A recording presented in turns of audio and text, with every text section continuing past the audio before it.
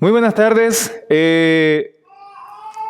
Siempre es agradable, siempre es grato, siempre experimentamos el gozo del Señor cuando estamos juntos. Y es una bendición. Dice el Señor realmente en su palabra que Él envía bendición y vida eterna, justo en donde está su congregación, ¿verdad? Es decir, donde estamos juntos y en armonía. Y no existe otra forma de estar en armonía más que en la gracia de Jesucristo. Realmente podemos estar en armonía tal vez en el trabajo, en las diferentes sociedades o amistades y demás. Sin embargo, no hay armonía más grande que la de nuestra común fe, que es Cristo. Él dice en la Escritura que ha pacificado a los pueblos porque de dos hizo uno. Y ya no hay enemigos. Ya no hay contrarios, sino que ha hecho la paz. Y Él nos ha pacificado entre nosotros. Así que creo que estamos en una perfecta armonía a través de la fe de Jesucristo. Y creo que Él manda bendición y vida eterna en esta congregación. Vamos a orar, hermanos, antes de empezar y abramos la Escritura para por ella ser bendecidos por el Señor. Oremos. Padre nuestro. Gracias, Señor, por tus misericordias que son eternas y para con nosotros cada día se renuevan, Señor, y podemos vivirlo, experimentarlo, Señor, y tenerlo en nuestras vidas, Señor. Gracias porque esto lo has realizado a través de Jesucristo, tu Hijo, y nos has dado, Señor, toda gracia. Te pedimos que tu palabra, Señor, sea luz clara, Señor, que alumbre nuestro camino. Y tú, Señor, resplandezcas en nuestros corazones por medio de la exposición de tu palabra. Ayúdame a mí, Señor, a ser fiel a ella y hablar, Señor, lo que tú hablas en ella. Gracias, Señor. En Cristo Jesús. Amén. Amén. Vamos a la Biblia en el Salmo 119. Precioso Salmo 119. Cargado de humildad y de poderosa y eterna verdad. Vamos a leer los versículos 33 al 40.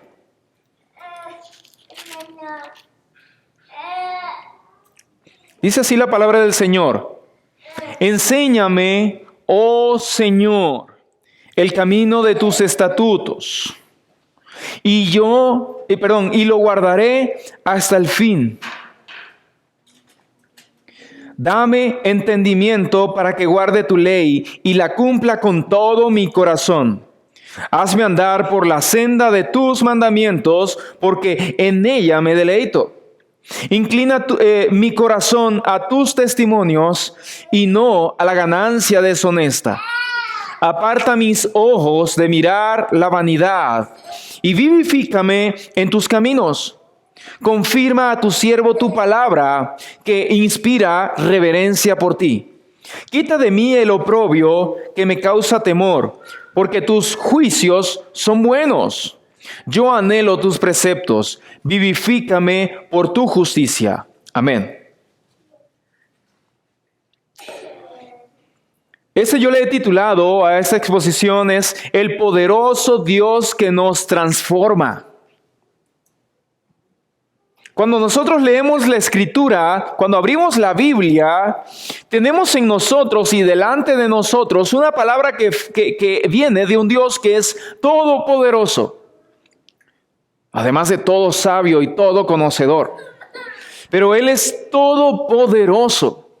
Y Él nos ama tanto, no tal cual somos, sino a pesar de lo que somos. Pues nos ama tanto que ha determinado transformarnos. Nosotros necesitamos entonces este cambio, esta transformación. Y en realidad, nosotros como pecadores que no entendemos tantas cosas, sobre todo cuando no conocemos al Señor, nos sentimos autosuficientes. Queremos nosotros resolver tantos problemas en nuestra vida. Entre ellos el problema del pecado, el peor de los problemas.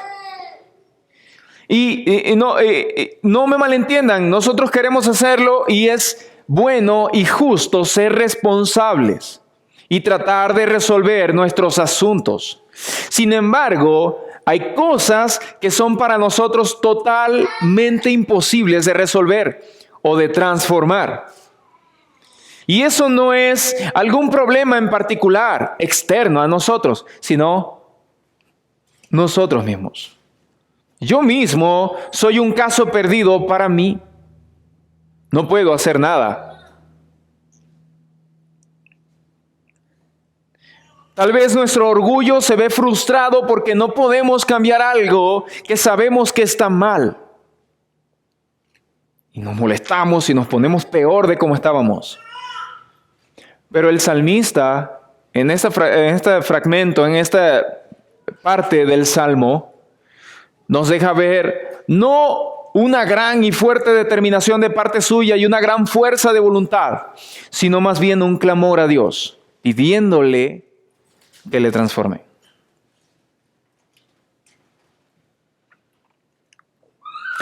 El Señor es el poderoso para hacer esto y mucho más. Porque Él no solo es capaz de transformar un corazón, sea el de usted, sea el mío, sino incluso dice en la Escritura que los cielos y la tierra también los hará nuevos. Así de poderoso es el Señor. Así que nosotros, aunque pecadores, no somos un caso perdido para el poderoso Dios. El salmista entendía esto y por eso clamaba a Dios. Quiero leer antes de comenzar con cada uno de los textos en 2 de Corintios capítulo 3 versículo 18. Dice, pero nosotros todos, aquí está hablando de todos los creyentes, nosotros todos, con el rostro descubierto, contemplando, como en un espejo, la gloria del Señor, dice, estamos siendo transformados en la misma imagen, de gloria en gloria, como por el Señor, el Espíritu. ¿Quién está transformando a quién? El Señor, a nosotros, los creyentes. Así que es Él quien lo está haciendo. En este salmo vemos una lista de peticiones que hace el escritor, el autor del salmo, en las que nos da a entender que solo Dios, y esto hay que resaltarlo, solo Dios puede hacer aquello que le está rogando a Él que haga. Si no, el salmista no le estuviese rogando que haga esto. Y eso es transformar su vida desde adentro. Estas son las peticiones. Lo primero es, en el versículo 33 leemos, enséñame, oh Señor, el camino de tus estatutos y lo guardaré hasta el fin. Aquí vemos que el salmista está haciendo una petición. Enséñame el camino de tus estatutos. Si tú no me enseñas, yo no puedo aprender. Enséñame, Señor. Hace rato estábamos hablando de que nos gusta un estudio teológico autodidacta. Es decir, yo mismo aprendo por la lectura. Sin embargo, a Dios no lo podemos conocer de manera autodidacta, sino que es Él personalmente, quien se revela. Y si Él no se revela, no lo podremos conocer. Quiero citar las palabras del Señor Jesús en Juan capítulo 6, versículo 45. Dice así la palabra del Señor. Esto se lo dijo Jesús a una multitud de gente. Escrito está en los profetas, y todos serán enseñados por Dios. Luego de cerrar la cita del profeta, Jeremías dice, todo el que ha oído y aprendido del Padre viene a mí.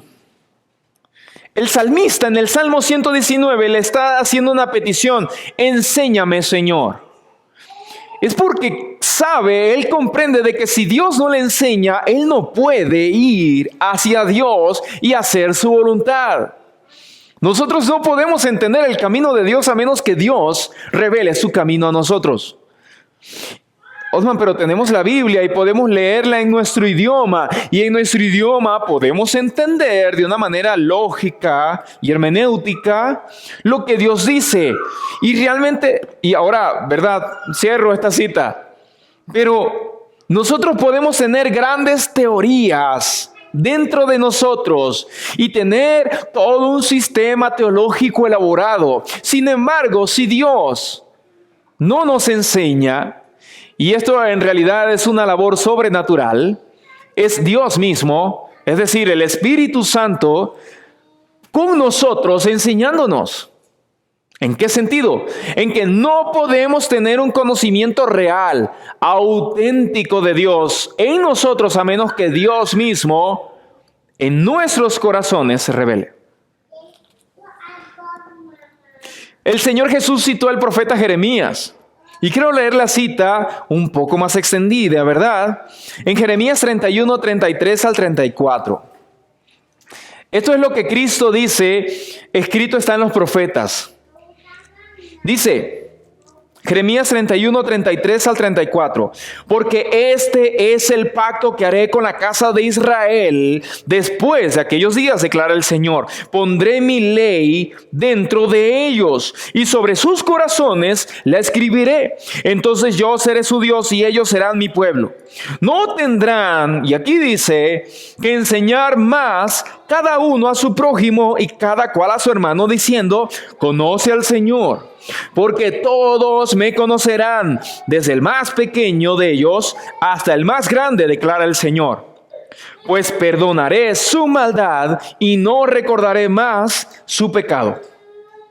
Amén.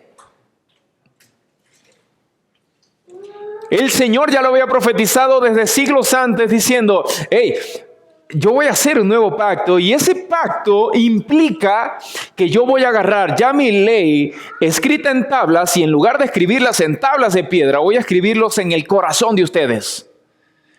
Y ustedes van a tener un entendimiento directo, van a tener el conocimiento directo desde mí hasta sus corazones.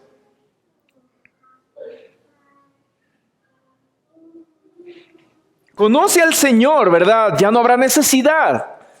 Ven, yo te explico quién es Dios. ¿Por qué? Porque todos me conocerán, dice aquí el Señor. Es decir, Dios se dará a conocer a cada uno. El Señor Jesucristo le dijo esto a la multitud ignorante de Dios. Aquella multitud que le siguió solamente porque Él multiplicó panes y pescados. Pero no porque entendieron la señal. No porque reconocieron al Mesías que tenían delante de ellos. Ellos dijeron, no, pues si este es el hijo de José, el carpintero.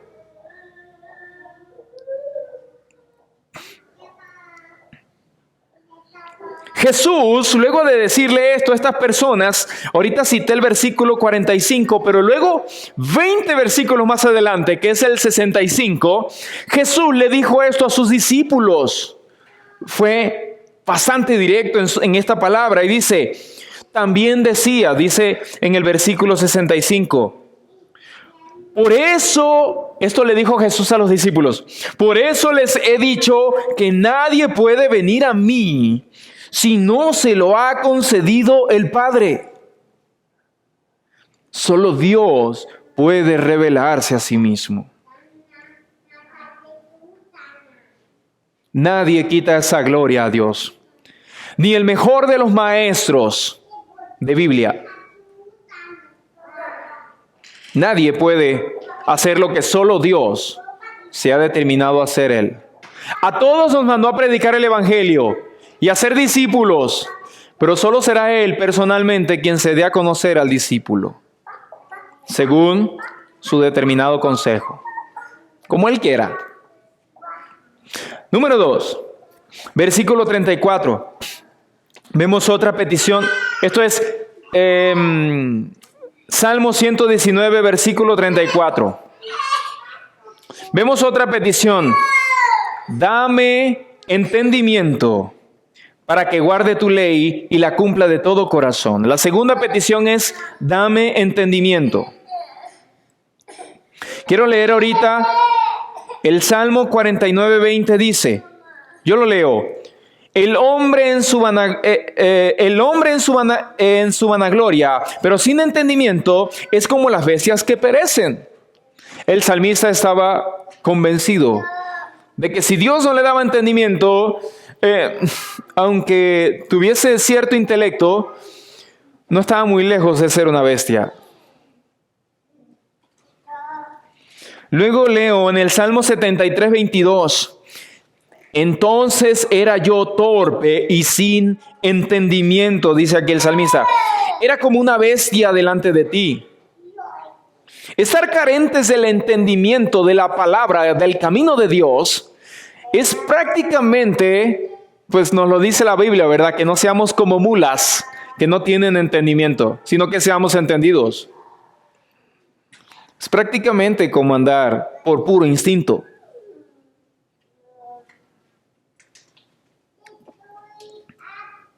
En Job, capítulo 32, versículo 8 dice, pero hay un espíritu en el hombre y el soplo del Todopoderoso le da entendimiento. Aquí vemos en la Escritura. Entonces, la petición del salmista está en total armonía y está completamente de acuerdo con la palabra de Dios, porque nos dice en Job que es Dios quien da el entendimiento. Entendimiento entonces en este caso es lo que nos hace diferentes de los animales. Lo que nos hace diferentes de vivir por puro instinto. Es decir, calculamos, juzgamos, percibimos, sacamos conclusiones, sabemos qué camino tomar por las razones que nosotros claramente tenemos. Y lo que difiere respecto a los animales, este entendimiento es de que a Dios lo adoramos completamente consciente de quién es Él, infinitamente Él, totalmente independiente de nosotros, y de quién es Él para con nosotros, según el llamado que Él ha hecho a cada quien.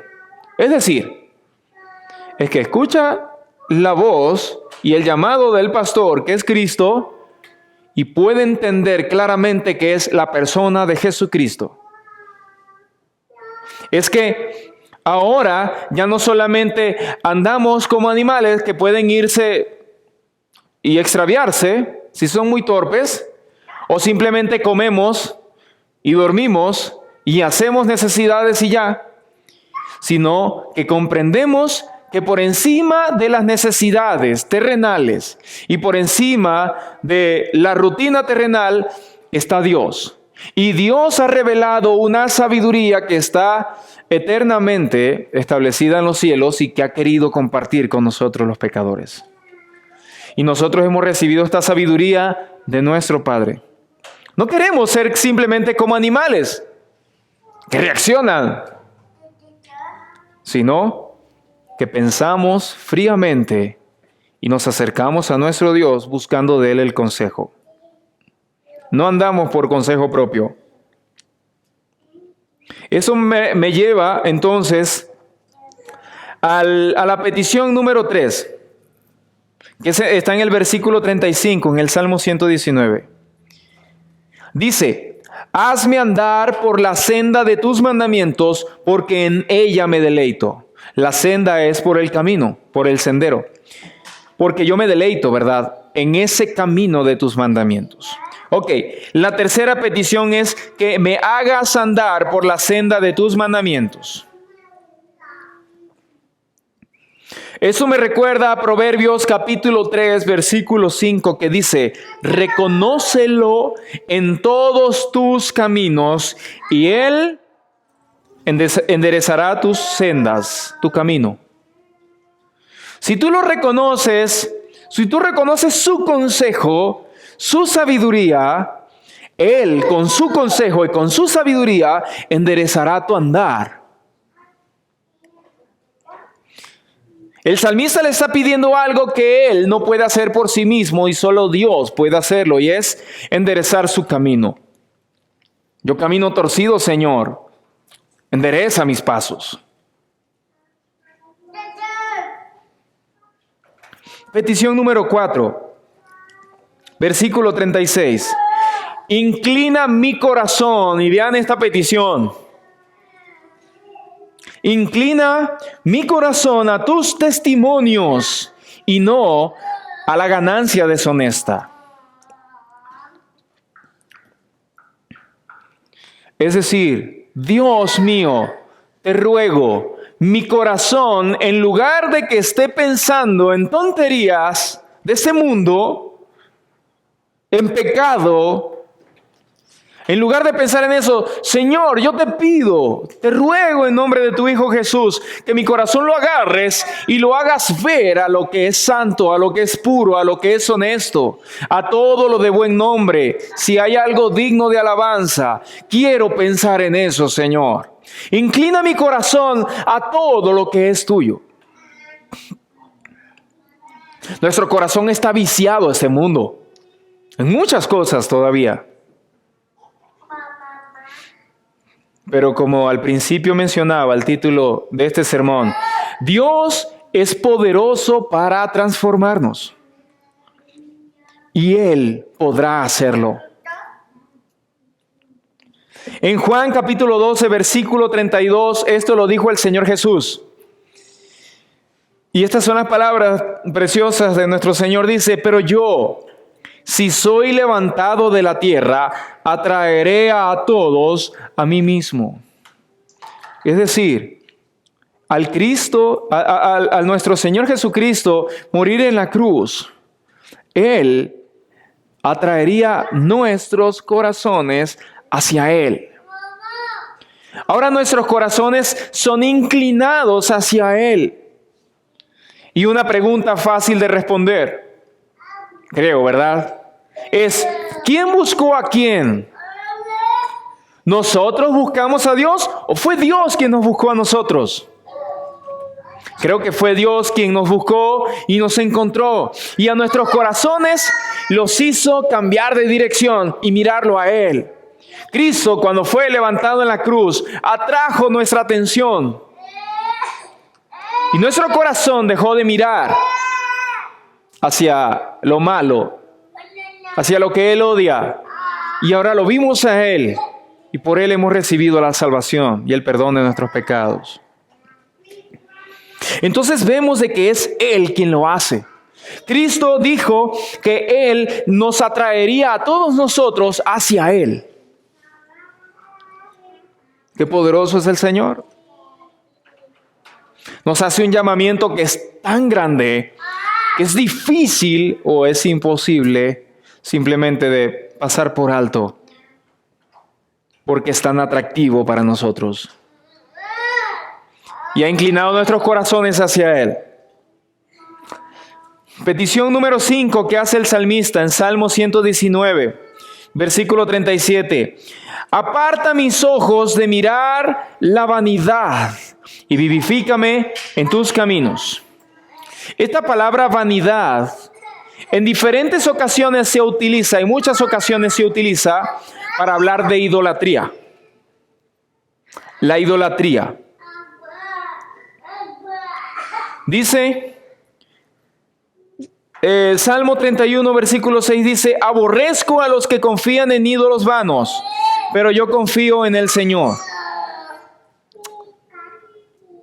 Entonces, esta vanidad, el Señor ha venido a buscar quitarla de nuestros corazones, inclinar nuestra atención solamente a Él, como veíamos anteriormente. Ahora Él ha venido a destruir nuestros ídolos. ¿Se acuerdan en una ocasión que el profeta Jeremías agarró a los ídolos y los destruyó? Pues vamos a ver como que más bien es el Espíritu Santo quien llegó a nuestras vidas y destruyó nuestros ídolos. Y constantemente delante de nosotros nuestros ídolos son destruidos. ¿Por qué comparamos la vanidad con la idolatría? Cuando nosotros amamos aquello y le damos prácticamente un culto, un amor supremo por encima de Dios a otra cosa o a otra persona, en realidad estamos adorando a eso o a esa persona. Y al nosotros rendirle adoración a otra cosa que no sea Dios, nosotros estamos pensando que eso es muy valioso, cuando delante del Señor no vale nada. Eso es lo que significa vanidad, es algo que es absurdo. Es como que yo quiera inyectarme agua en el brazo para curarme de un cáncer.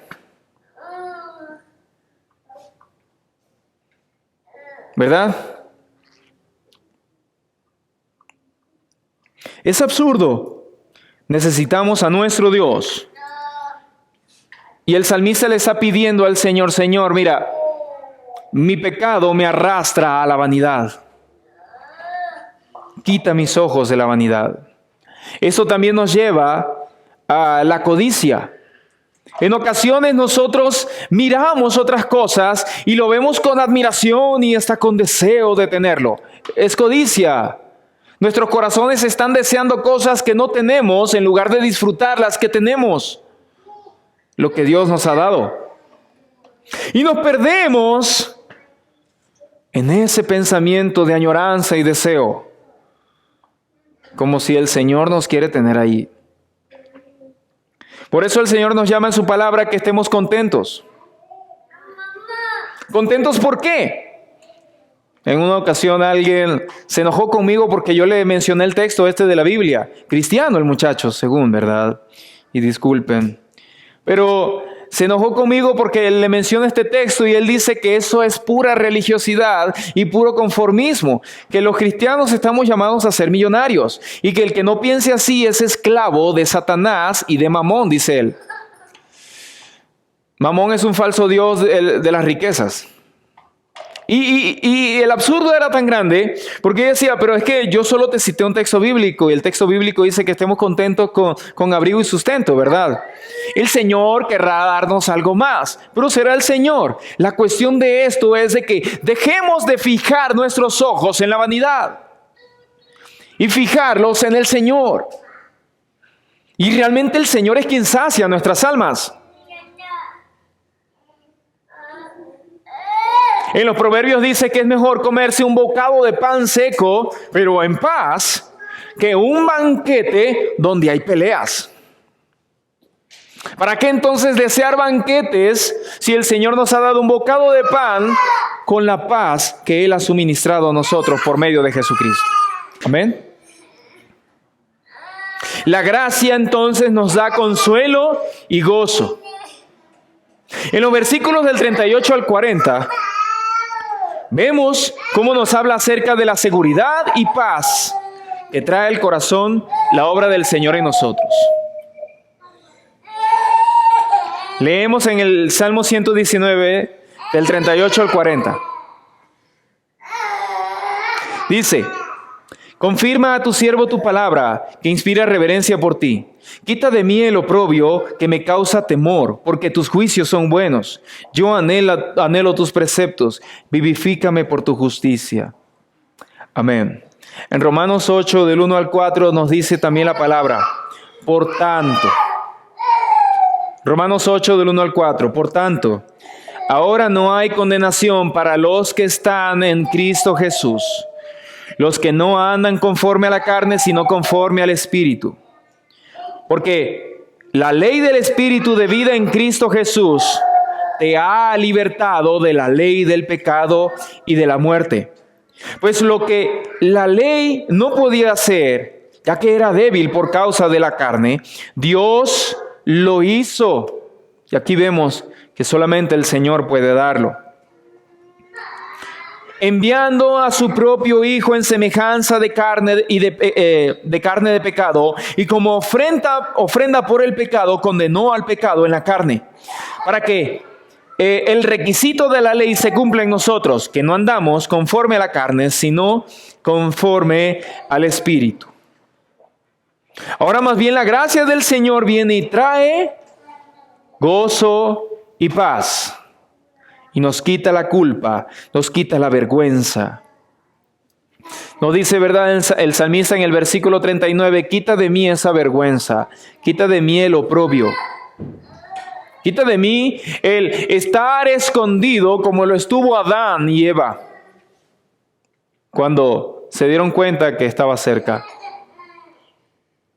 No quiero estar avergonzado delante de ti, pero esa vergüenza no se va a quitar por nosotros ser buenos y ser muy obedientes, sino que esa vergüenza más bien se va a quitar porque Dios así lo hizo, enviando a su Hijo en carne y sufriendo en la carne el castigo por nuestros pecados.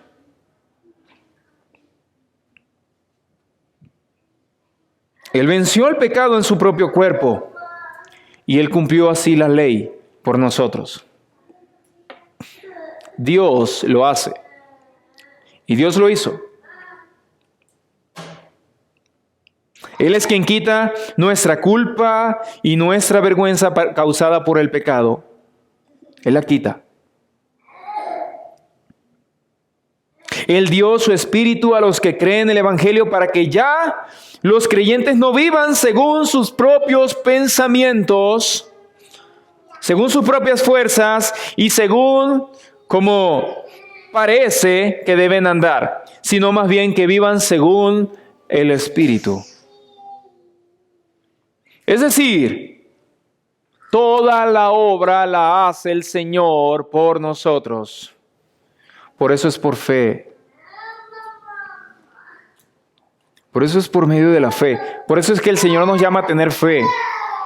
Porque si nos llamara a algo más, diría, tengan fe, pero tengan obras. Cuando esa gracia viene al creyente, ahora tiene la libertad y también el poder por el Espíritu para hacer su voluntad. Cuando esta gracia viene al creyente, ahora tiene el deseo de hacer la voluntad del Señor. El salmista clamaba porque ardía ese deseo dentro de él. Nosotros los creyentes pecamos en muchas ocasiones, pero debiera haber este sentir que hubo en el salmista en el Salmo 119 pidiéndole estas cosas al Señor. Y quiero mencionarlas de nuevo. Enséñame tus estatutos, Señor. Dame entendimiento. Hazme andar por la senda de tus mandamientos. Inclina mi corazón a tus testimonios. Aparta mis ojos de mirar vanidad. Y es que, a ver, ¿quién no se equivoca de camino tantas veces? Aunque creyentes, aunque santos. Y es de un andar diario, realmente diario, estamos siempre propensos a desobedecer a nuestro Dios. Necesitamos entonces a diario vivir en este sentir. Señor, dame. Señor, hazlo. Señor, transfórmame. Hermanos, el Señor es poderoso para hacerlo. Dios lo puede hacer. El que comenzó en nosotros la buena obra, la terminará y la hará completa. Nosotros cambiamos muchas veces de plan y terminamos haciendo otra cosa y no terminamos de hacer lo que veníamos haciendo. Pero Dios no es como nosotros. Dios no pierde el tiempo en otras cosas. Y si Dios nos ha elegido para ser como su Hijo Jesucristo, Él es fiel para terminar ese trabajo. Confiemos en el Señor. Hablo a creyentes. En la novela del progreso del peregrino, vemos una imagen hermosa. Y quiero leerlo, quiero citarlo textualmente. Dice así. Esto dice John Bunyan, que fue quien escribió El progreso del peregrino. Dice, entonces vi en mi sueño que el camino por donde Cristiano debía ir estaba vallado en ambos lados por un muro. Y ese muro se llama salvación. Por lo tanto, el cargado cristiano ascendió corriendo por este camino, pero no sin gran dificultad debido a la carga que llevaba a sus espaldas. Corrió hasta que llegó a un lugar de cierta pendiente. Y en aquel lugar estaba una cruz y un poco más abajo un sepulcro. Y vi en mi sueño que justamente cuando Cristiano llegó a la cruz, su carga se soltó de sus hombros y se cayó de su espalda. Y comenzó a rodar y siguió rodando hasta que llegó a la boca del sepulcro, por donde cayó, y no volví a verla más. Aquella carga que traía. Y sigue diciendo: entonces Cristiano estaba contento y ligero, y dijo con alegría en su corazón: Él me ha dado reposo por su angustia y vida por su muerte. Él nos quita la culpa. Él nos quita el afán de tratar de hacer una obra justa para poder ser aceptado por Él. Él lo quita. Porque Jesús nos ha dado perdón y nos ha dado vida a todo aquel que cree. Si crees en Cristo Jesús, tienes esa vida, tienes ese perdón, porque solamente en la cruz de Jesucristo encontramos esta vida eterna. De ahí fluye, como cantábamos, de ahí fluye sangre, de ahí fluye gracia para el perdón de todos nuestros pecados. Y ahora tenemos el deseo de seguirle, de hacer su voluntad, de seguir sus caminos, de obedecer sus mandamientos. Y por Él, cada día, como leíamos al principio en 2 Corintios 3:8, por Él ser transformados más y más. Amén. Entonces damos gloria al Señor, porque la obra es solamente suya y por lo tanto la gloria solo pertenece a Él. Vamos a orar. Señor, te queremos pedir, en nombre de Jesucristo, tu Hijo, que nos enseñes. Enséñanos tus caminos, Señor. No queremos andar a ciegas o a tientas, Señor. Queremos conocer. Enséñanos, te lo pedimos. Queremos ser hijos entendidos, Señor. Danos entendimiento de tu parte. Y, Señor, haznos caminar por tus caminos. No deje que nuestro pie se aparte de tu camino, Señor, sino endereza nuestro caminar. Nosotros solemos torcernos, Señor, solemos desviarnos, pero pastoréanos, Señor. Dirígenos a delicados pastos.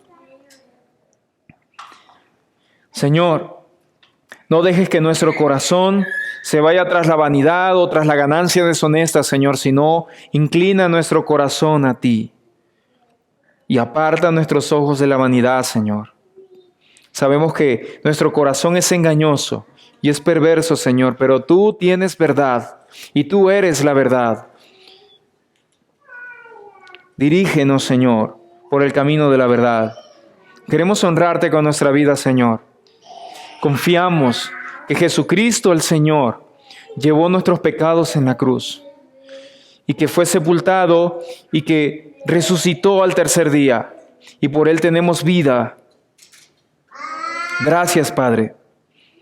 Tú lo haces todo y esperamos y confiamos en ti, Señor, porque en otro no hay salvación más que en ti. Nuestro Dios, nuestro Creador, nuestro Señor y Dueño. Gracias, Señor. Amén. Amén. Dios les bendiga, hermanos.